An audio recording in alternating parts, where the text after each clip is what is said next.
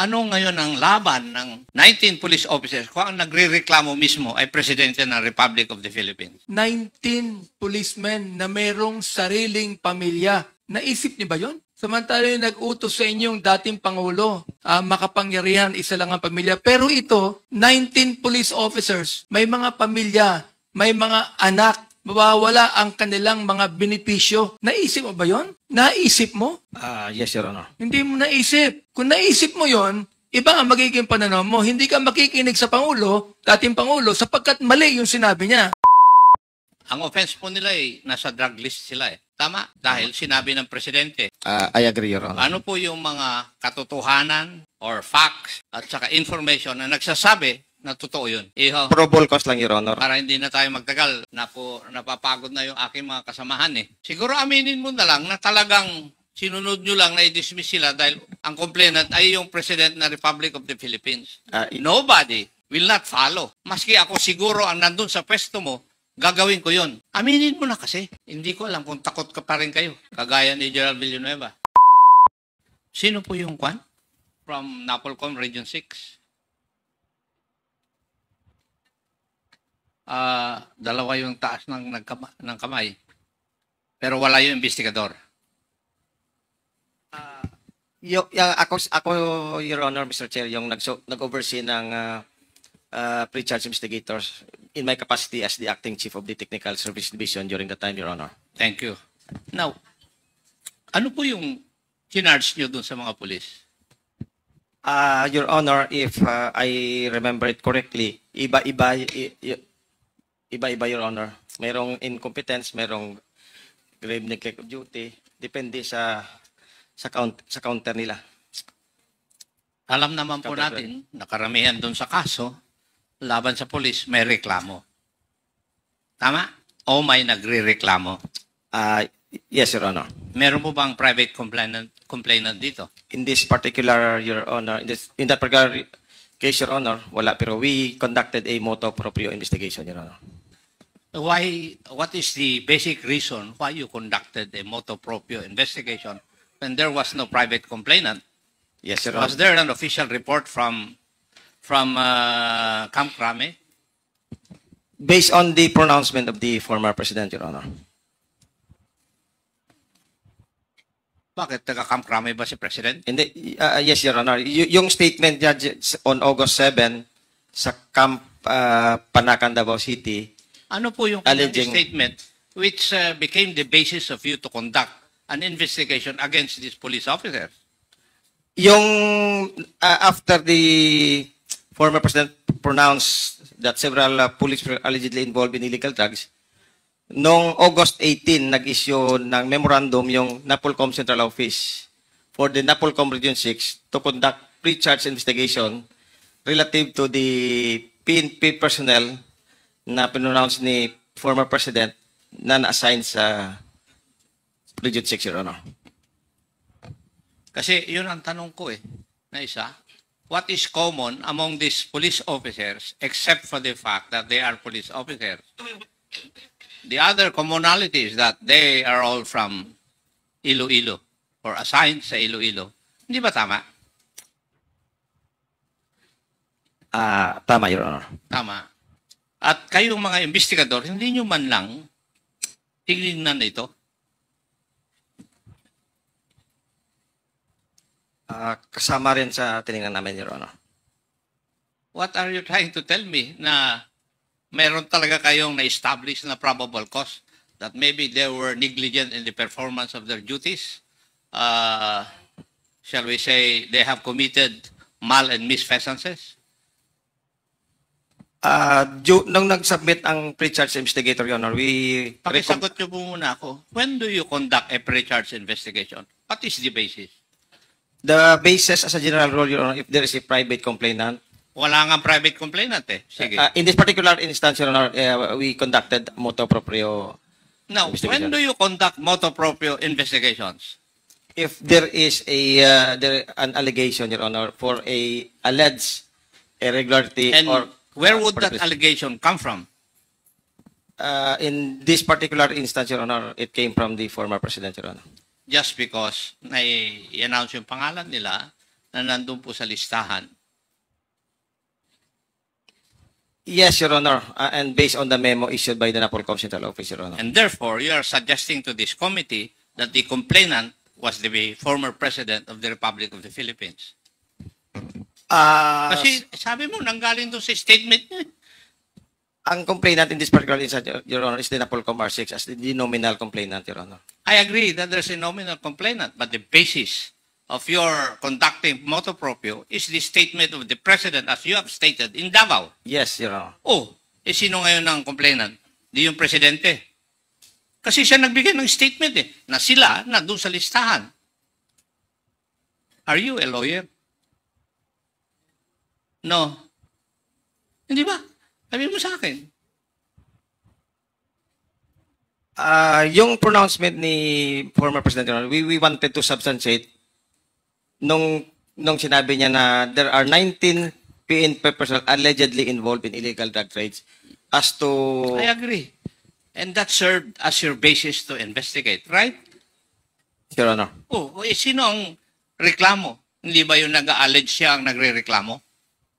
Under the law? Do you know that?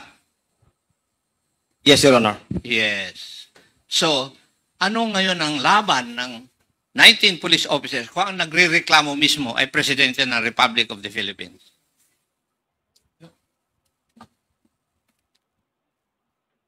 Anong pag-asa nila? Matanong ko nga, Napolcom. Wala, di ba? Sir Aristide, please answer the query of Chairman Apo. Yes, Your Honor, in that particular Yes. instance, medyo... Pero, personally, naniniwala ka ba that they were justly, shall we say, investigated and meted the penalty?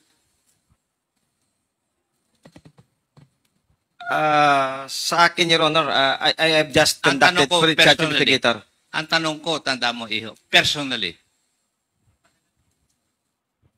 Medyo mahirap, Your Honor, sagutin because pre-charge investigator lang kami, nagkakandak ng ang tinatanong ko determined ay, probable cause. ano po yung personal na paniniwala po ninyo? Based Wala on- po ba kayong personal na paniniwala? Yung sa personal na paniniwala ko, Your Honor, na-establish yung probable cause. Kung may kasalanan siya administratively, siguro, Your Honor. Ang iba sa kanila wala siguro, Your Honor. Palagi niyong minimension ang probable cause. Paki-define nga sa akin yung probable cause. Yes, Your Honor. Based on NAPOLCOM 2016-002, probable cause means is the existence of facts or circumstances that would excite a reasonable mind acting on the facts and circumstances. The investigator finds that the respondent is probably guilty of the administrative offense or offenses, Your Honor. Ang offense po nila ay nasa drug list sila eh. Tama? Dahil sinabi ng presidente. I agree, Your Honor. Ano po yung mga katotohanan or facts at saka information na nagsasabi na totoo yun? I could not really, Your Honor. Kasi yung sa akin, as pre-charge investigator, Your Honor, Iho, probable cause lang, Your Honor. para hindi na tayo magtagal, napapagod na yung aking mga kasamahan eh. Siguro aminin mo na lang na talagang sinunod nyo lang na i-dismiss sila dahil ang complainant ay yung President ng Republic of the Philippines. Nobody will not follow. Maski ako siguro ang nandun sa pwesto mo, gagawin ko yun. Aminin mo na kasi. Your Honor, if I may. Kasi nasa proseso, Your Honor, may summary dismissal proceedings pa, Your Honor. Yung sa aming pre-charge investigation I'm telling you lang. already na it's a sham yung ginawa nyo sa kanila. Would you agree, Vice Chair?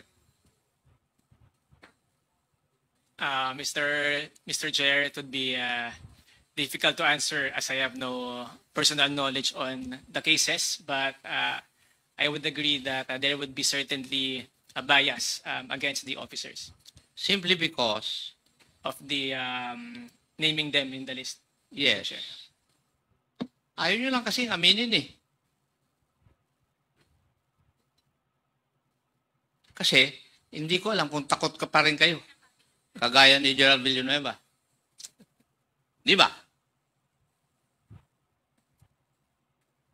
Ayaw niyong aminin. Nagtataka ako. Thank you, Mr. Chair. Mr. Chairman. Mr. Chair. Mr. Chair, Yes, Congressman Abante. ano po yung pangalan nyo? Kayo po yung investigador? Ano po yung pangalan nyo? Ako, sir, si Napoleon Arostiki Jr., Okay. sir. Napakalinaw po ng tanong ni Congressman Acop eh. Nag-iisip ka pa ng sasagot mo eh. Di ba? Yes, Your Honor. Oh, nag-iisip ka pa. Na alam mo naman na mali ang ginawa ninyo. The thing is this, ha? Ilan ng 19 to? 19 policemen na merong sariling pamilya. Naisip niyo ba yon? Samantala yung nag-utos sa inyong dating Pangulo, makapangyarihan, isa lang ang pamilya. Pero ito, 19 police officers, may mga pamilya, may mga anak, mawawala ang kanilang mga benepisyo. Naisip mo ba yon? Naisip mo? Yes, Your Honor. Hindi mo naisip.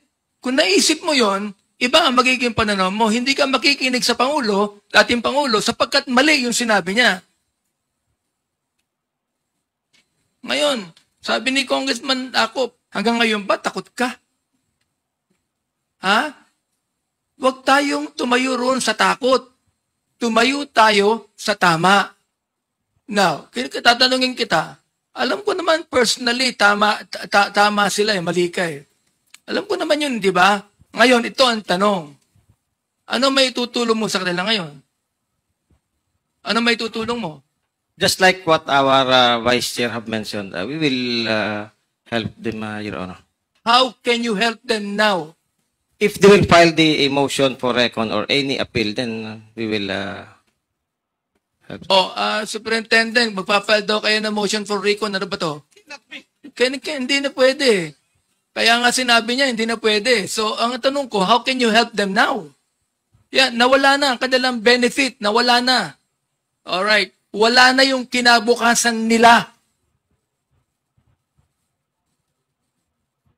Mr. Chair. Thank you. Mr. Chair, can I... Umani naman ito ng iba't ibang reaksyon mula sa ating mga netizens. Ayon kay Maria Calea, iba talaga si Congressman Acop, sana maging senador na ito, may utak at may kaalaman sa kanyang ginagawa. Pahayag naman ni Ricarte Cabolche, grabe naman kayo, bakit niyo pipilitin na aminin yung mga tinatanong ninyo sa mga iniimbestigahan ninyo? At ito naman ang saloobin mula sa ating kababayan na si Jam Pantalyon, sinungaling talaga ang mga pulis. Yung matitinong pulis yung iba nagre-resign naghahanap na lang ng ibang trabaho dahil di nila kaya ang kalakalan. Mga kababayan, feel free to comment below para maglabas ng saloobin sa balitang ito.